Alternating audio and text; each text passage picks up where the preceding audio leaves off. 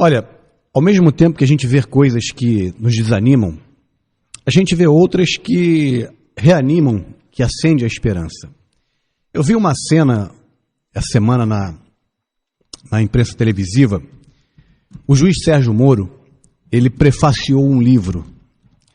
E ele foi a São Paulo para a noite de lançamento do livro, já que ele fez o prefácio. E eu fiquei, assim, impressionado. Houve um tumulto tão grande na livraria, mas tão grande, que tiveram que reforçar a segurança. As pessoas querendo tocar nele, pessoas com cartazes na mão dizendo Je suis Moro, plagiando aquela frase lá do jornal francês, né? Então, assim, ele virou uma celebridade. Isso significa o quê?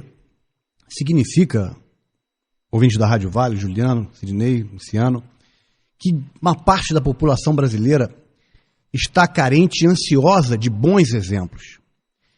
Sem dúvida nenhuma, ele é um ser humano, tem suas falhas, mas sem dúvida nenhuma, ele está conduzindo um processo tão importante para o Brasil que o está transformando numa celebridade do bem, do bom exemplo. Como foi, apesar de todas as polêmicas, Joaquim Barbosa. E essa Operação Lava Jato, ela tem um significado didático fantástico, apesar de todas as mazelas que nós estamos descobrindo, mas ela é tão forte na imprensa, está sendo tão divulgada pela imprensa, que eu penso que ela está sendo didática. Ela está ensinando ao povo brasileiro o que não fazer. Ela está ensinando ao povo brasileiro de como se rouba. E a partir daí, as pessoas vão ficar mais críticas, Ney. Vão ficar mais atentas, não é? Vão ficar mais exigentes. Isso é que eu espero, essa é a minha ponta de esperança. Porque a gente vê alguns exemplos que demonstram claramente. Eu tenho uma tese que muitas coisas não são feitas, não é porque faltam recursos, não. Muitas coisas não são feitas porque falta gestão. É impressionante a incapacidade de gestão de uma grande parte dos administradores públicos nesse país. E eu vou dar exemplos assim, não é uma crítica, apenas uma constatação, não é uma crítica, é para reflexão. Posso até estar errado. Você ouça e julgue se eu vou falar aqui está certo ou está errado. Por exemplo, a nível federal, eu vi uma cena também essa semana na televisão que eu fiquei indignado. Um determinado hospital lá no norte comprou uma série de aparelhos para fazer radioterapia. Porém, os aparelhos já estão encaixotados lá no hospital, Sidney, quase há 2 anos. Gastaram um dinheirão para comprar os aparelhos e eles estão encaixotados há quase 2 anos. E o único aparelho do hospital quebrou agora. Quer dizer, não tem mais como fazer radioterapia por enquanto. E eu pergunto, o câncer das pessoas vai esperar o conserto do aparelho? Aí você diz, mas por que comprar esses aparelhos então e não estão instalados? Sabe por quê? Falta de gestão, falta de planejamento. Porque compraram os aparelhos, Juliano, e não fizeram as salas para colocar os aparelhos. Pô, então será que não seria melhor fazer primeiro a sala e depois comprar o aparelho? Ou, paralelamente à licitação da compra dos aparelhos, já ir fazendo as salas, não comprar os aparelhos, estão lá encaixotados 2 anos quase, porque não tem sala.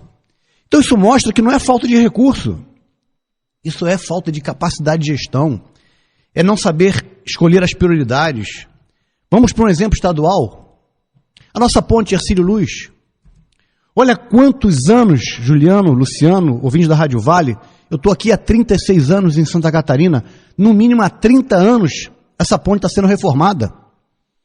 Será que nesses anos todos, essa quantidade enorme de recursos gastos naquela ponte, se tivesse um planejamento eficiente, se tivesse uma gestão eficiente, ela já não estaria reformada?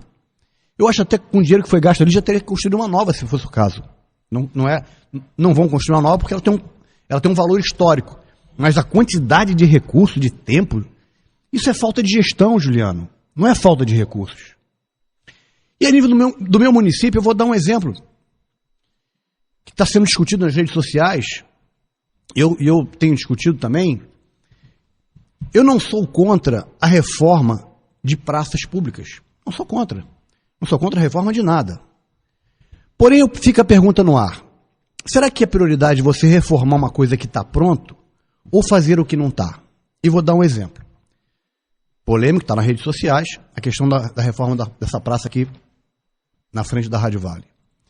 Aí eu pergunto, ela estava pronta. Fica mais bonito? Fica, sem dúvida nenhuma. Mas e o trevo do posto do Dinho? Desde que fizeram a P2, a Carlos Humberto Ternes, que o trânsito passou aí para Joaia por lá, e o trânsito voltou em mão única de sentido Canelinha Tijucas, o trevo do posto do Dinho, que já faz, mais de ano, está com uma carrada de barro fechando o trevo. Quer dizer, uma coisa que fizeram... Não, despeja aqui uma carrada de barro para fechar o trevo, para o pessoal não entrar na contramão, e já está mais de ano, e aquela carrada de barro está lá, já está nascendo até matinho. Então, isso é questão de gestão, é questão de prioridade, escolher qual é a prioridade. Eu vou gastar dinheiro numa praça que está feita, ou vou gastar dinheiro numa praça que precisa ser feita, num trevo que precisa ser feito. Isso é gestão. Então, toda essa operação Lava Jato, ela está despertando no povo, e a gente vê isso nas redes sociais, muito positivamente, um espírito mais crítico. E também está despertando nas pessoas uma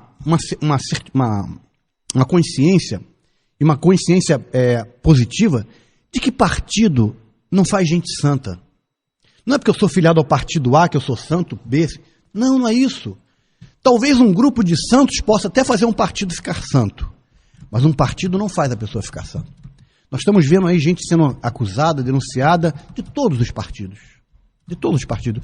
Então não adianta nós sermos assim, tão partidários ao ponto de votar cegamente numa pessoa só porque ela é do meu partido. Mas será que essa pessoa que eu vou votar, ela tem capacidade de gestão? Ela é uma pessoa ilibada? Ela é uma pessoa honesta? É isso que tem que perguntar. Não se ela é do meu partido. Nós vimos agora na votação da reforma fiscal essa questão da incoerência partidária. Para vocês entenderem bem o que eu estou falando. O PSDB, lá atrás, em 1999, quando era governo, implantou o fator previdenciário nas aposentadorias, para poder viabilizar a previdência. Esse era o argumento. O PT foi radicalmente contra, votou contra, fez um diabo para que isso não fosse aprovado. Foi aprovado.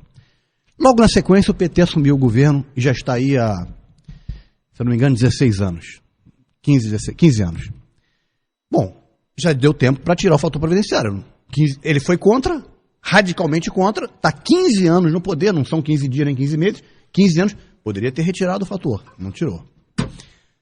Teve a votação essa semana e a oposição conseguiu aprovar um destaque, retirando parte do fator previdenciário. E quem é que votou a favor? O PSDB, que implantou o fator previdenciário. E quem votou contra? O PT, que era contra no passado, e agora, porque é governo, está contra no presente. Então isso mostra que nossos partidos no Brasil não têm ideologia, não têm coerência, não têm uma linha de pensamento. É o vento da oposição e da situação, aquele embate pobre, um embate que só atrapalha os municípios, atrapalha o Estado, atrapalha o Brasil. Esse embate, sou contra porque sou da oposição. Não é isso. Nós precisamos ter uma agenda positiva nesse país, para que os temas comuns e importantes sejam aprovados e sejam desenvolvidos. Então esse é o recado que eu queria dar aqui hoje. E repetir, a minha chama de esperança, Sidnei, ela cresceu um pouquinho, mas cresceu. Está crescendo. Porque esses exemplos, essas discussões nas redes sociais, essa operação Lava Jato está despertando nas pessoas um senso crítico. E que nós possamos, respeitosamente, quando a gente faz uma crítica, não é para atacar ninguém, é para colaborar, é para fazer reflexão. Não entendam a crítica como negativa, entendam uma crítica como uma reflexão. E é isso que eu trouxe hoje aqui, e que vocês estão me ouvindo. Reflitam comigo, e se eu estou certo, nos ajudem a levantar sempre esses aspectos reflexivos para que a gente possa melhorar a nossa sociedade.